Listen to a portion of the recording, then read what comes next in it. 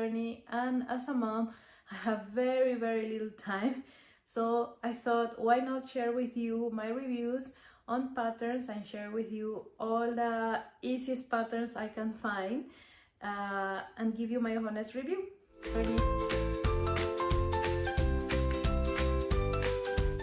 Hi there, how are you? I'm Alexandra and this is Alexandra and I'm Crochet. Welcome back to my channel.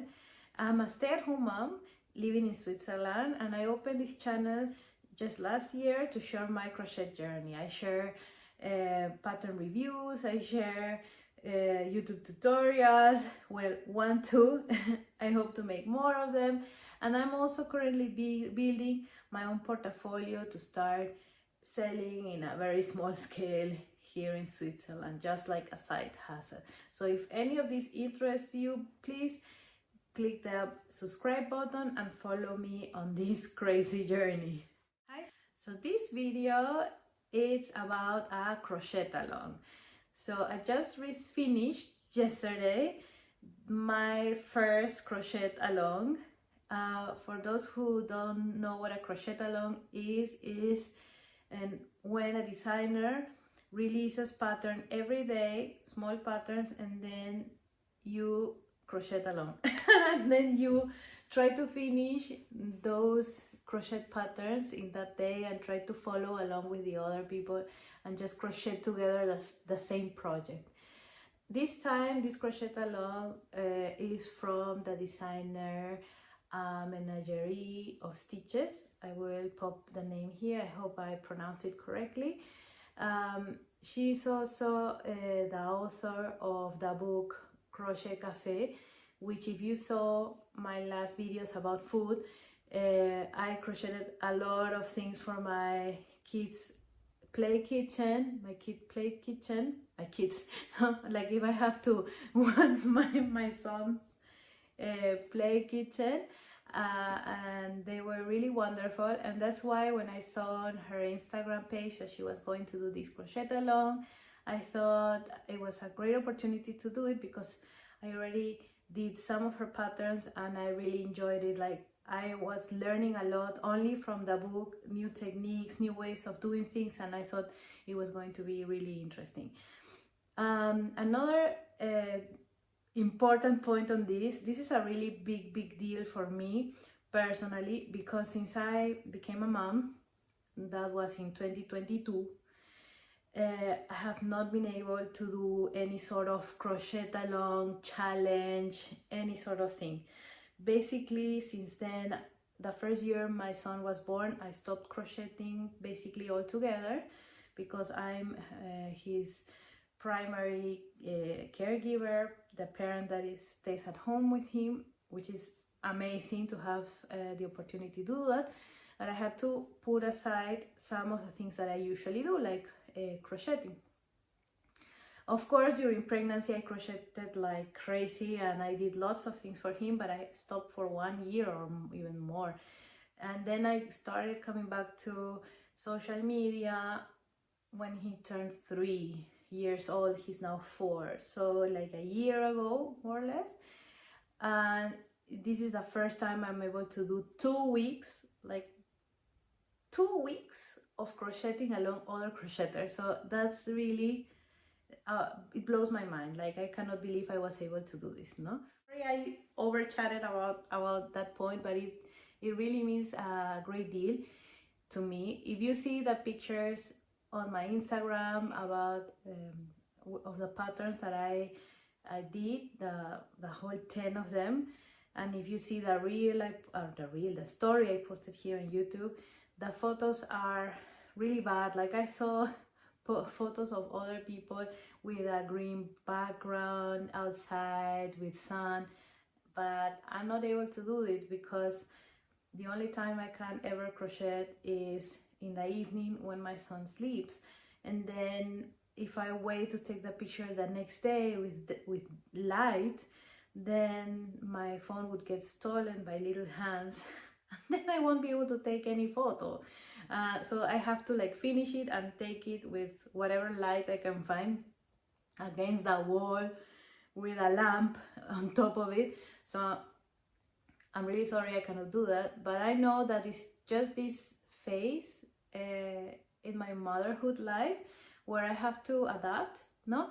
And then another phase will come where I can again take beautiful pictures with sunlight and not artificial light, which of course I know those are the best for posting anywhere. Let's get into this crochet along. I'm dragging this around like always, I'm so sorry. But well, this crochet along from a menagerie of stitches, they are 10 patterns, spring related patterns, mini spring related patterns. And they, let me tell you, I learned something new from each one. I think it's also a great learning experience. These are all free YouTube tutorials. I will link all of them below with timestamps so you can hop to the pattern that you want to check my review on.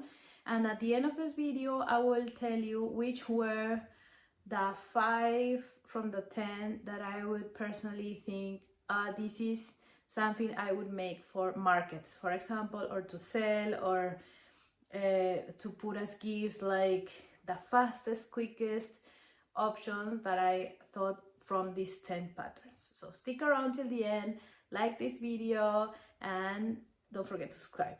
So the first pattern is a little mushroom. It's so cute. It was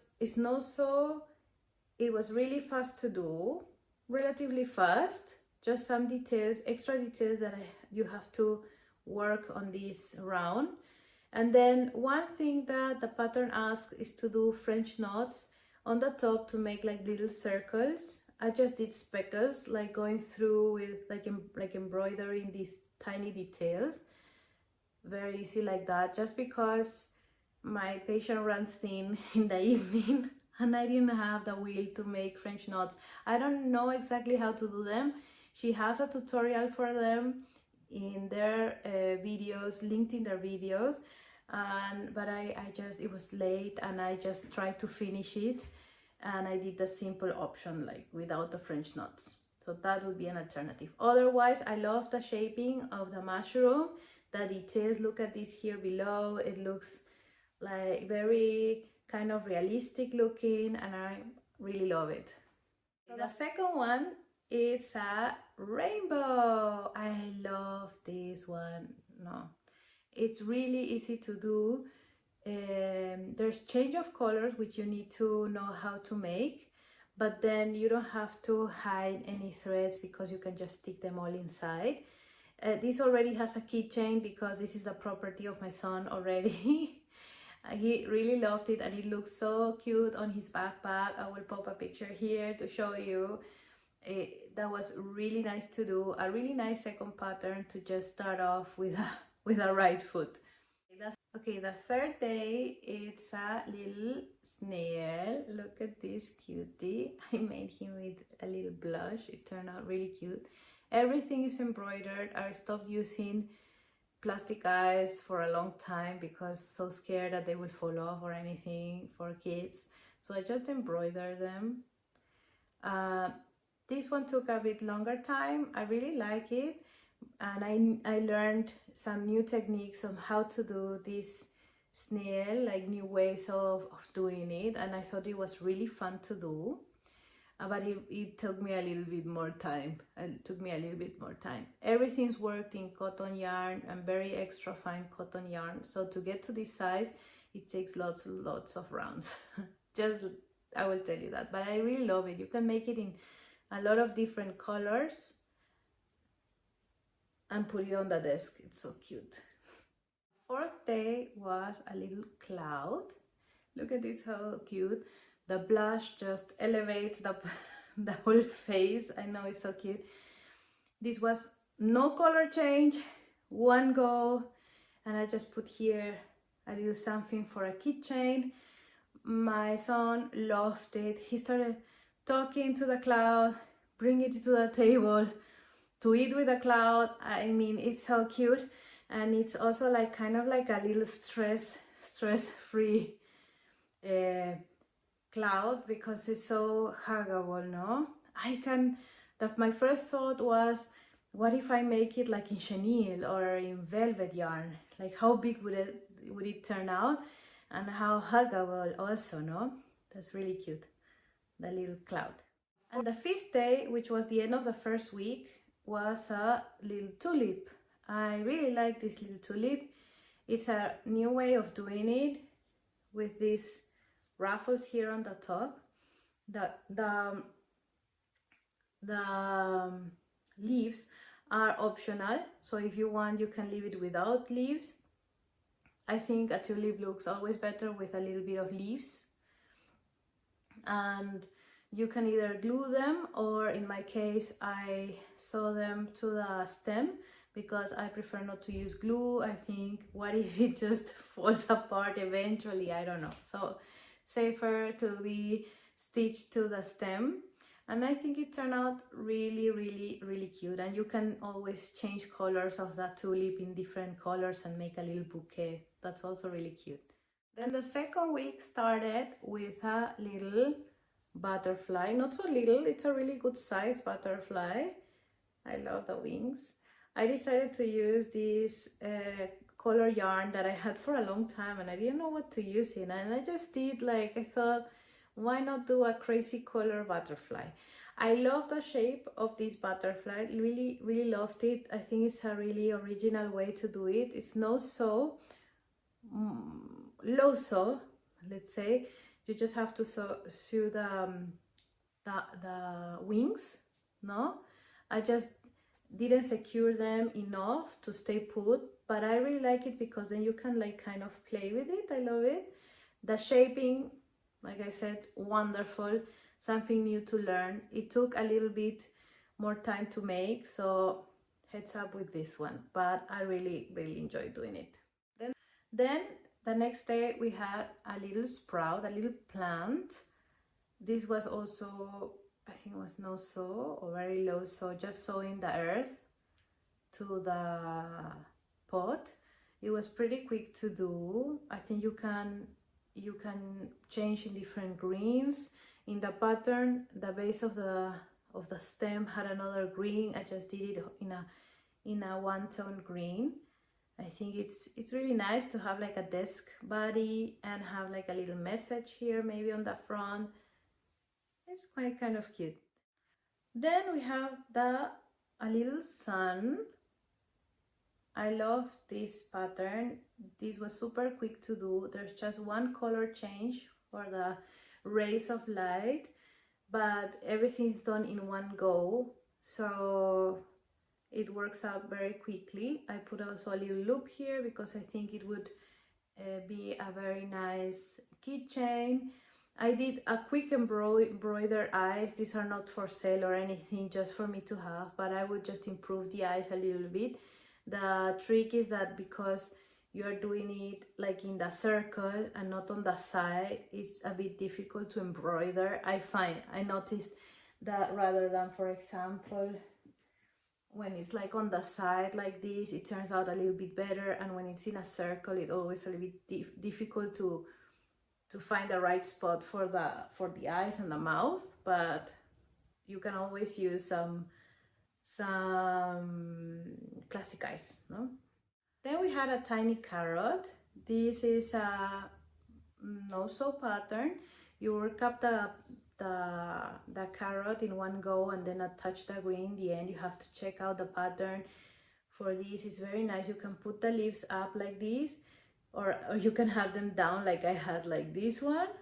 No, and I also, what I did is with the end of the loop of the green, I made a little loop to hang like a keychain or anything like that. So that is very, very tiny and cute. I didn't put a face because I think like sometimes with food I prefer to have it without the face. It's just me. I don't know. What do you think? But yeah, that was really quick too. Finally, we have a little guy, a little gnome. This was super easy to do, and it gives, with the colors I chose, it gives a little bit of Christmas vibes. Christmas in May. Not even in July. Let's say Christmas in May. This pattern, of course, gnomes and spring, but you know, with some Christmas colors, this could be a nice pattern also for Christmas, to do like little keychains or little bodies. If you do it with a thicker yarn, it would end up maybe bigger and be a desk body as well. I didn't do any eyes, and I thought like doing like the hat covers the eyes, and then you just see the big nose there, and the beard was really interesting and very easy to do. And the little arms, it's so cute. I love it.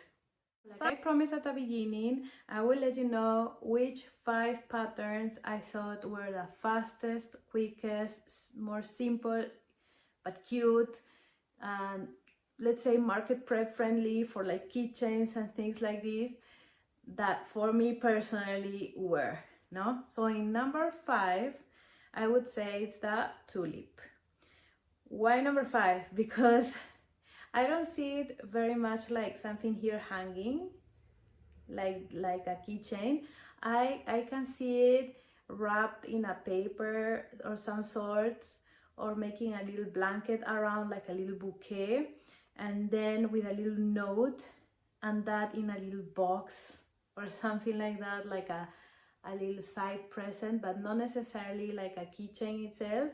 And that would just take a little bit more prep time, but nonetheless, I love plants and I thought it was really cute and fast make. Number 4, I would say, is the little mushroom. Why number 4? I mean, it's really cute. I think it catches the attention very well, but it does take just a bit of time to do the color change, and then you have to put the freckles or French knots, and that's just extra steps to build on. However, I think this is a very year-round pattern. Like, it works also super good for autumn, for example, not only spring, and that gives like a year-round value to it, like a keychain, right? Or maybe even a garland, no? For autumn or for spring. In third place, I believe it's the sun. The sun has only one color change. It was really fast to do. My only issue is with a face. If I put a face on it, I would do it quite different. Then maybe it would take me a bit of time if I don't want to use plastic eyes. If you want to use plastic eyes, it's okay. The only would be super fast. But this one would be in the position number 3. In number 2, I would say it's the little cloud. There's also an option to make like an angry cloud if you make it in gray and with like crossing eyes, like it's angry. And I thought that was a super cool idea. Maybe you can do one happy and one angry, and then you can join them together like in a long string and make kind of like a garland.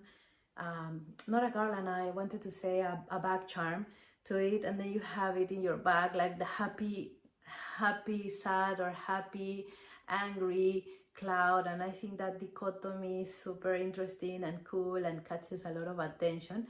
So I thought this was also a super good option, and of course so fast to do. Like, there's no color change, it's just super quick. And my most favorite, that I can see myself bringing maybe in a market to sell, is of course the rainbow. It's just wonderful. The pattern is so easy to do.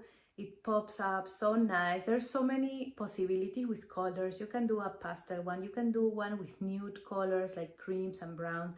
You can do a range of reds, a range of blues, a range of oranges, a range of whatever yarn you have. You can make a rainbow out of it. And I think it's just something, and it's so quick to do. You cannot believe it. Like, once you get the color change done, then everything is stuck inside. I think I just filled it very lightly with fiber fill, but very lightly, so it doesn't lose the shape. So you don't even use that much material. Of course, this, like they say in other videos, this is a stash buster, scrap user, whatever the name it is, but I think that's great. So this one is my top favorite. So we reached the end. Thank you so much for watching. I hope this video was useful to get some ideas of what to make for the next market, or what gifts to make even for maybe Mother's Day with a tulip, or just any other gift during summertime, or to bring at markets for keychains or garlands, to decor maybe your market space or your office or your room. So I hope that that help you decide which ones to do if you cannot do all 10 of them, and then which ones to go first to do.